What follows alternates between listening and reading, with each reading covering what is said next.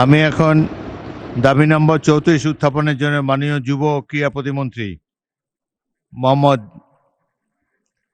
আমিনুল হক, এ দেশের একজন বিশিষ্ট ক্রীড়াবিদ এবং জাতীয় ফুটবল দলের অধিনায়ক আমিনুল হককে আহ্বান জানাচ্ছি।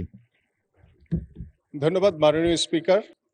আমি মোহাম্মদ আমিনুল হক, যুব ক্রীড়া প্রতিমন্ত্রী, প্রস্তাব করছি যে যুব ক্রীড়া মন্ত্রণালয় খাতে 2027 সালের 30 জুন তারিখে সমাপ্য অর্থ বছরের প্রয়োজনীয় সাকল্য পরিচালন ও উন্নয়ন ব্যয় নির্বাহকল্পে মহামান্য রাষ্ট্রপতিকে অনধিক 2,586 কোটি 6 লক্ষ টাকা মঞ্জুর করা হোক।